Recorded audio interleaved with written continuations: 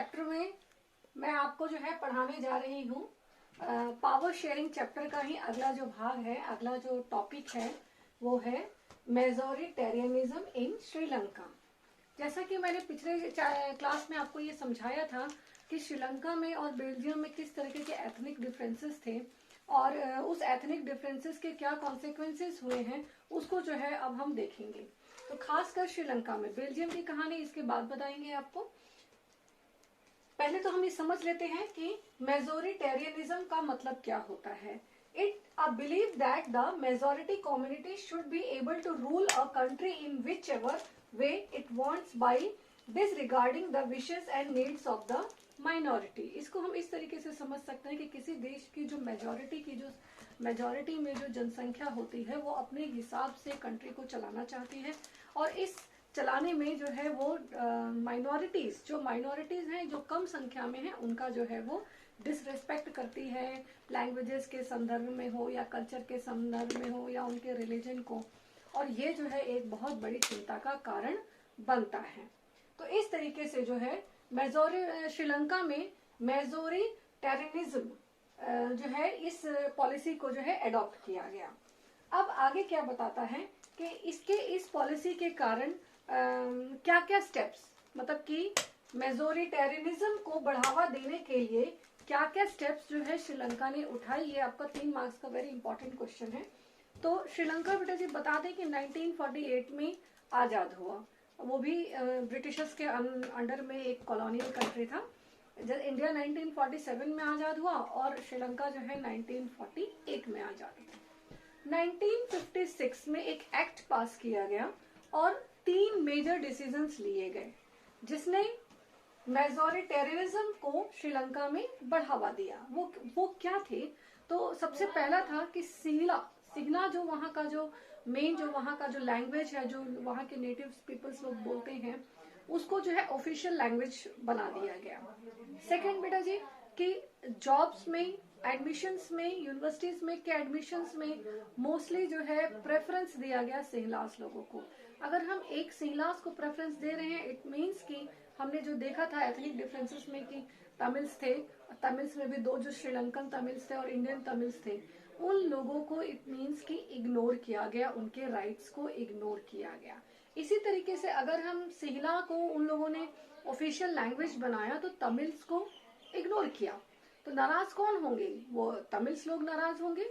और तीसरा जो है मेन जो है कि Buddhism as a religion, national religion जो है घोषित किया गया, उसको प्रमोट करने के लिए जो है बात की गई। तो 3 बातें जो है हमको याद रखनी है इस चीज में कि श्रीलंका में जो है मेजोरिटिज्म को बढ़ावा देने के लिए क्या क्या स्टेप्स उठाया गया। तो सबसे पहला कि सिंहला जो है लैंग्वेज को ऑफिशियल लैंग्वेज जो है घोषित कर दिया गया, तो तमिल्स जो है वो नेग्लेक्टेड लैंग्वेज हो गई। सेकेंडली जो है वो जॉब्स में और यूनिवर्सिटीज में प्रेफरेंस दिया गया सिंहलास को। तीसरा जो है कि बुद्धिज्म को नेशनल जो है रिलीजन घोषित कर दिया गया। तो जो तमिल्स जो लोग थे, जो जिनका बेटा रिलीजन था, या तो वो हिंदू थे या तो वो मुस्लिम्स थे, और 1% हम लोगों ने देखा था कि क्रिश्चियंस थे। यानी कि अगर बुद्धिज्म मेन हो गया तो बाकी सारे जो है रिलीजन जो है वो पीछे चले गए या उनको इग्नोर कर दिया गया। अब इसका जो है असर देखेंगे हम, असर क्या पड़ा इसका। धीरे धीरे जो है डिससेटिस्फेक्शन, तमिल्स लोगों में डिससेटिस्फेक्शन जो है वो पनपने लगा, और वो डिससेटिस्फेक्शन जो है किस तरीके से पनपने लगा, कॉन्फ्लिक्ट्स के रूप में पनपने लगा।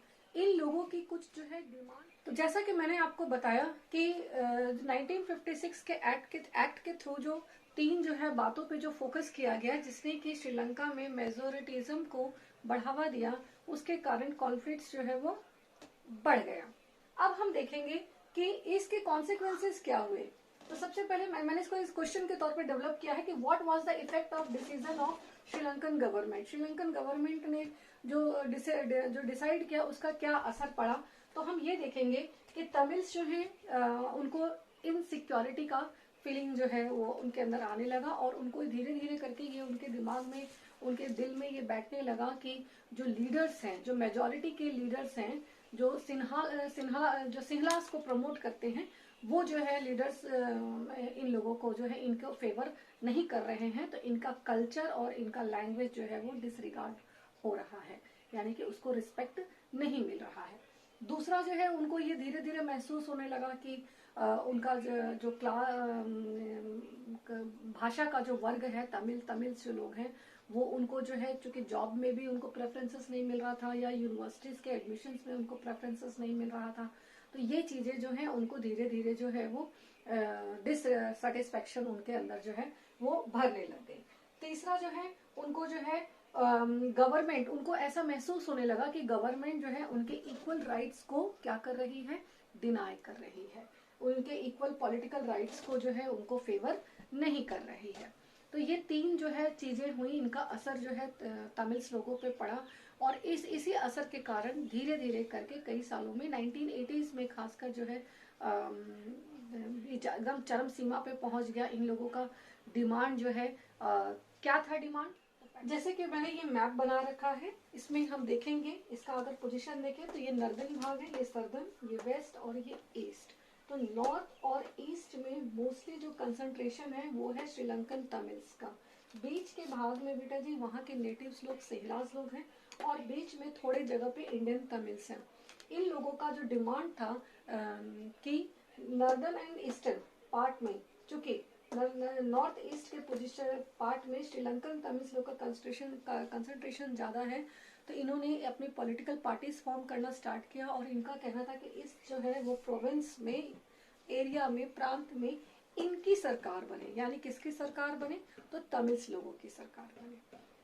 ये चीजें जो है बीच में जो है ठीक है, सिंहलांस लोगों का है मेजोरिटी में, तो वो अपना जो है एरिया में रूलिंग करेंगे, लेकिन ये लोग जो हैं, जो श्रीलंकन तमिल्स हैं, ये लोग अपने क्षेत्र में, जो इनका अपना क्षेत्र है या इंडियंस लोगों का जो अपना क्षेत्र है, वहां पर इनकी गवर्नमेंट जो है वो फॉर्म हो।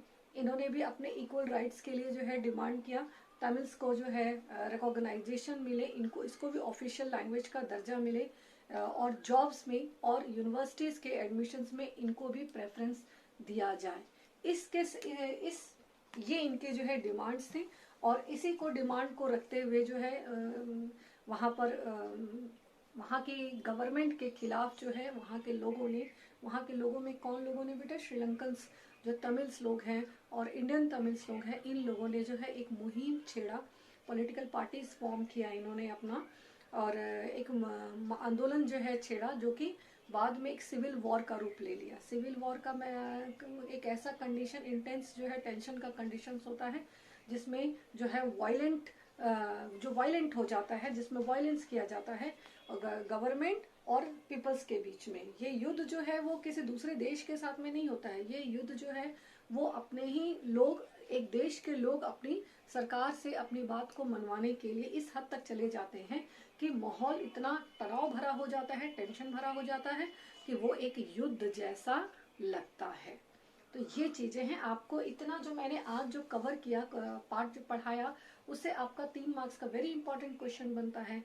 जैसे कि आपको अगर 1 मार्क्स में पूछेगा तो मेजोरिटिज्म क्या होता है, दूसरा शब्द में आपको पूछेगा सिविल वॉर क्या होता है, फिर आपसे पूछेगा कि वो 3 जो है क्या स्टेप्स उठाया जो है श्रीलंकन गवर्नमेंट ने श्रीलंकन तमिल्स के खिलाफ, या जो है मेजोरिटेरियनिज्म को प्रमोट करने के लिए। श्रीलंकन तमिल्स लोग क्यों नाराज थे, या उनके क्या डिमांड्स थे। मतलब किसी भी तरीके से अगर ये क्वेश्चन बनता है तो मोस्ट प्रोबेबली 3 मार्क्स का बनता है, इसीलिए आप इसको याद करेंगे। Thank you.